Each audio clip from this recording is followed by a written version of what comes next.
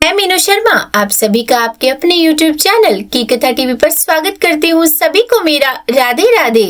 प्रिय दर्शकों, आज 29 नवंबर दिन शनिवार है। आज शनिवार के दिन सुनिए शनिदेव की व्रत कथा। तो बोलिए प्रेम से शनिदेव भगवान की जय। पौराणिक कथा के अनुसार एक बार स्वर्गलोक में सबसे बड़ा कौन, इस प्रश्न पर सभी 9 ग्रहों में वाद विवाद हो गया। सभी ग्रह एक दूसरे से कहने लगे कि मैं सबसे बड़ा, और इस पर विवाद इतना बढ़ गया कि परस्पर भयंकर युद्ध की स्थिति जैसी बन गई। जब कोई हल न निकला तो सभी 9 ग्रहों के देवता देवराज इंद्र के पास जा पहुँचे और कहने लगे कि हे देवराज, अब तो आपको ही निर्णय करना होगा कि हम में से सबसे बड़ा कौन है। देवताओं के इस प्रश्न को सुनकर देवराज इंद्र भी उलझन में पड़ गए। तब देवराज इंद्र बोले कि हे नवग्रहों, आपके प्रश्न ने तो मुझे भी उलझन में डाल दिया है। मैं तो इस प्रश्न का उत्तर देने में असमर्थ हूँ, पर पृथ्वी पर राजा विक्रमादित्य इस प्रश्न का हल जरूर निकाल लेंगे।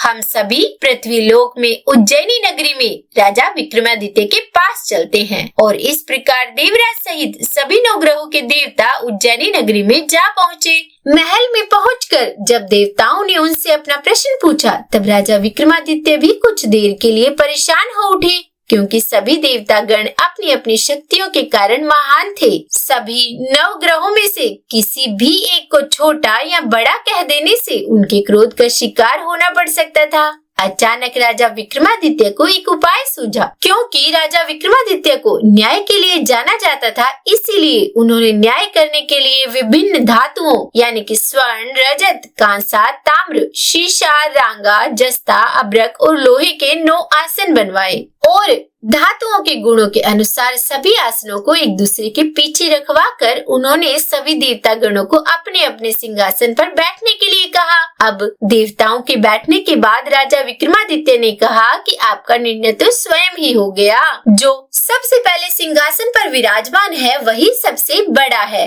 राजा विक्रमादित्य के इस निर्णय को सुनकर शनि देवता ने सबसे पीछे आसन पर बैठने के कारण अपने आप को छोटा जानकर क्रोधित होकर कहा कि हे राजा, तुमने मुझे सबसे पीछे बैठाकर मेरा अपमान किया है। तुम मेरी शक्तियों से परिचित नहीं हो, मैं तुम्हारा सर्वनाश कर दूंगा। तू मेरे पराक्रम को नहीं जानता। सूर्य एक राशि पर 1 महीना, चंद्रमा 2.25 महीना 2 दिन और मंगल 1.5 महीना, बृहस्पति 13 महीने, बुध और शुक्र 1 महीने, परंतु मैं एक राशि पर 2.5 अथवा 7.5 साल तक रहता हूँ। बड़े बड़े देवताओं को भी मैंने भीषण दुख दिया है। हे राजन सुनो, श्री राम जी को 7.5 आई तो वनवास हो गया और रावण पर आई तो राम ने लक्ष्मण को सेना लेकर लंका पर चढ़ाई कर दी, रावण के कुल का नाश कर दिया। हे राजा, अब तुम सावधान रहना, क्योंकि अब तू मेरे प्रकोप से नहीं बच सकेगा। और उसके बाद अन्य ग्रहों के देवता तो बड़ी प्रसन्नता के साथ वहां से चले गए, परंतु शनिदेव बड़े क्रोध के साथ वहां से विदा हुए।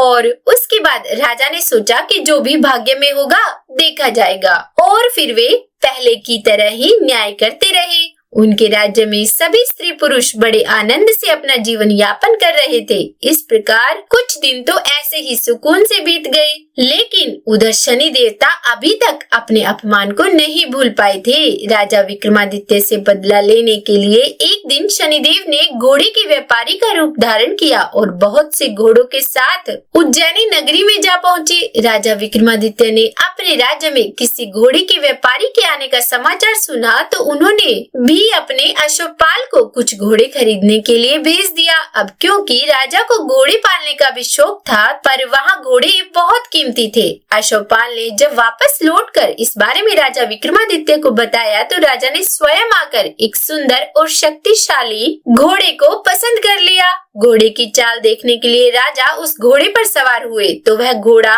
बिजली की गति से दौड़ पड़ा और तेजी से दौड़ता हुआ घोड़ा राजा को दूर एक जंगल में ले गया और फिर वहां राजा को गिराकर जंगल में कहीं गायब हो गया। अब राजा अपने नगर को लौटने के लिए जंगल में ही भटकने लगा, लेकिन उन्हें लौटने का कोई रास्ता ही नहीं मिला। भटकते भटकते जंगल में इस प्रकार राजा को जोर से भूख और प्यास लगने लगी। काफी दूर भटकने के बाद आखिरकार राजा को एक चरवाहा मिला। राजा ने उससे पानी मांगा। पानी पीकर राजा ने उस चरवाहे को अपनी अंगूठी दे दी और फिर उससे रास्ता पूछकर वे जंगल से निकलकर पास ही के एक नगर में जा पहुँचे। अब राजा विक्रमादित्य ने एक सेठ की दुकान पर बैठकर कुछ देर तक तो आराम किया। उस सेठ से राजा ने बातचीत की, राजा के बारे में पूछा तो राजा ने बताया कि मैं उज्जैनी नगरी से आया हूँ। राजा के कुछ देर दुकान पर बैठने से अब सेठ जी को बहुत बिक्री हुई। सेठ जी ने राजा को बड़ा भाग्यवान समझा और सोचा कि इन्हीं के कारण आज मेरी दुकान में सबसे ज्यादा बिक्री हुई है। तो उन्होंने खुश होकर राजा को अपने घर भोजन के लिए आमंत्रित कर दिया और उन्हें अपने घर ले गए। सेठ के घर में सोने का एक हार खूंटी पर लटका हुआ था। राजा को उस कमरे में छोड़कर सेठ कुछ देर के लिए बाहर चला गया। तभी एक आश्चर्यजनक घटना घटी। राजा विक्रमादित्य के देखते ही देखते सोने के उस हार को खूंटी ने निगल लिया। वापस लौटकर जब सेठ ने देखा कि हार तो वहाँ पर है नहीं, हार को गायब देखा तो चोरी का संदेह राजा पर ही किया, क्योंकि उस कमरे में केवल राजा ही अकेला बैठा था। और तब सेठ ने अपने नौकरों से कहा कि इस परदेसी को रस्सियों से बांधकर नगर के राजा के पास ले चलो। इस तरह से राजा को रस्सियों से बांधकर नगर के राजा के पास ले जाया गया। राजा ने जब राजा विक्रमादित्य से हार के बारे में पूछा तो उन्होंने बताया कि उनके देखते ही देखते खूंटी ने हार को निगल लिया। किसी ने भी राजा की इस बात का विश्वास नहीं किया। इस पर राजा ने क्रोधित होकर चोरी करने के अपराध में राजा विक्रमादित्य के हाथ पांव काटने का आदेश दे डाला और इस तरह से राजा विक्रमादित्य के हाथ और पांव काटकर उन्हें नगर की सड़क पर छोड़ दिया गया। कुछ दिनों के बाद एक तेली उन्हें उठाकर अपने घर ले गया और उन्हें अपने कोलू पर बिठा दिया।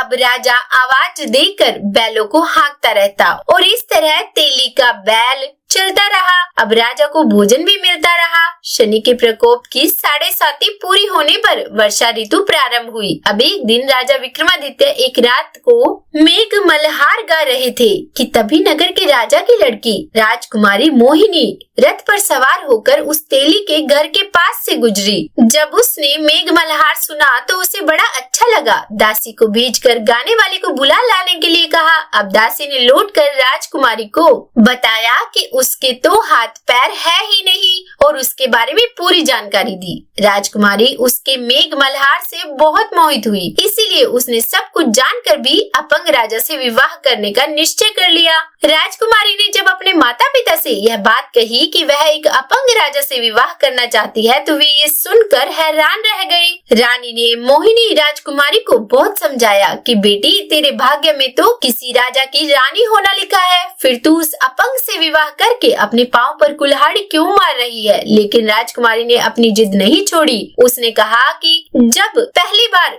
मैंने मेघ मल्हार सुना था तभी मैंने यह निश्चय कर लिया था कि यह जो गा रहा है वही मेरा पति होगा और अब अगर उनसे मेरी शादी नहीं हुई तो मैं अपने प्राण त्याग दूंगी। यह मेरा निश्चय है। और आखिरकार राजा और रानी को विवश होकर अपंग विक्रमादित्य से अपनी राजकुमारी का विवाह कराना ही पड़ा। राजा ने तेली को बुलाकर कहा कि तेरे घर में जो अपंग यानी कि जो चोरंगिया है उसके साथ मैं अपनी कन्या का विवाह करना चाहता हूँ। तेली ने कहा कि यह कैसे हो सकता है, कहाँ आप हमारे राजा और कहाँ मैं एक तेली। परंतु राजा ने कहा कि भाग्य के लिखे लेख को कोई नहीं टाल सकता, अपने घर जाकर विवाह की तैयारी करो। राजा ने उसी समय तोरण और बंधनवार लगवाकर अपनी राजकुमारी का विवाह उस चोरंगिया विक्रमादित्य के साथ कर दिया। और जब शनिदेव की 7.5 पूरी हुई तो उस रात भगवान शनिदेव ने राजा विक्रमादित्य को स्वप्न में कहा कि हे राजा, कहो मुझको छोटा बतलाकर तुमने कितना दुख उठाया। तब राजा ने क्षमा मांगी और शनिदेव ने प्रसन्न होकर विक्रमादित्य को हाथ पैर वापस दे दिए। तब राजा ने कहा कि हे महाराज, मेरी प्रार्थना स्वीकार करें कि जैसा दुख आपने मुझे दिया ऐसा और किसी को न देना। और तब शनिदेव ने कहा कि तुम्हारी यह प्रार्थना स्वीकार है। जो मनुष्य शनिवार व्रत करेगा या फिर उस दिन शनिवार व्रत कथा सुनेगा या कहेगा तो उसको मेरी दशा में कभी किसी प्रकार का दुख नहीं होगा। जो नित्य ही मेरा ध्यान करेगा और चींटियों को आटा डालेगा उसके सभी मनोरथ पूर्ण होंगे। और इतना कहकर शनिदेव अपने धाम को चले गए।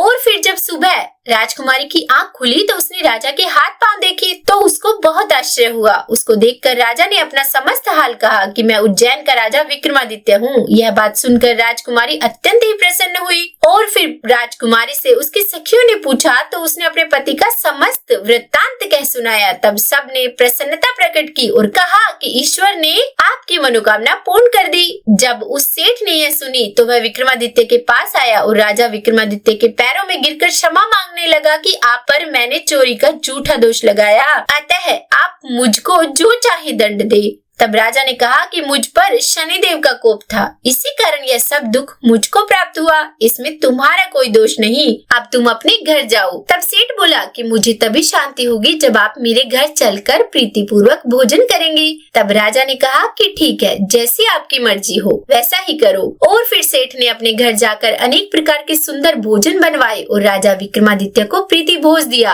और फिर राजा को उसी कमरे में बैठाया। जिस समय राजा भोजन कर रहे थे, एक अत्यंत आश्चर्य की बात सबको दिखाई दी। जो खूंटी पहले हार निगल गई थी वह अब हार उगल रही है और जैसे ही राजा का भोजन समाप्त हुआ वैसे ही वह हार खूंटी से बाहर निकल आया और उसके बाद सभी बहुत ही प्रसन्न हुए। सेठ ने हाथ जोड़कर बहुत सी मोहरे राजा को भेंट की और कहा कि मेरे श्री कंवर नामक एक कन्या है, उसका पाणी ग्रहण आप करें। उसके बाद सेठ ने अपनी कन्या का विवाह राजा के साथ कर दिया और बहुत सा दान और दहेज दिया। और इस प्रकार कुछ दिनों तक वहाँ निवास करने के बाद विक्रमादित्य ने शहर के राजा से कहा कि अब मेरी उज्जैन जाने की इच्छा है। और फिर वहाँ के राजा से विदा लेकर राजकुमारी, सेठ की कन्या श्री कंवरी तथा दोनों जगह से प्राप्त अनेक दास दासी, रथ और पालकियों सहित राजा विक्रमादित्य उज्जैन की तरफ चल पड़े। जब शहर के निकट पहुँचे और पुरवासियों ने राजा के आने का संवाद सुना तो समस्त उज्जैन की प्रजा अगवानी के लिए आई। तब बड़ी प्रसन्नता से राजा अपने महल में पधारे। सारे शहर में बड़ा भारी महोत्सव मनाया गया और रात्रि को दीपमाला की गई। दूसरे दिन राजा ने शहर में यह सूचना कराई कि शनिश्चर देवता सब ग्रहों में सर्वोपरि है। मैंने इनको छोटा बतलाया, इसी से मुझको यह दुख प्राप्त हुआ और इस कारण सारे शहर में सदा शनिश्चर की पूजा और कथा होने लगी। राजा और प्रजा अनेक प्रकार के सुख भोगती रही। तो बोलिए शनिदेव भगवान की जय। जो कोई शनिवार व्रत कथा को पढ़ता या सुनता है, शनिदेव की कृपा से उसके सब दुख दूर हो जाते हैं। तो उम्मीद करती हूँ आज की ये कथा आपको पसंद आई होगी। अगर अच्छी लगी हो वीडियो तो लाइक एंड शेयर कीजिएगा और चैनल पर नए हैं, सब्सक्राइब नहीं किया है तो सब्सक्राइब भी कर ही दीजिएगा। और हाँ, कमेंट बॉक्स में जय शनिदेव जरूर लिखिएगा। तो बोलिए जय शनिदेव।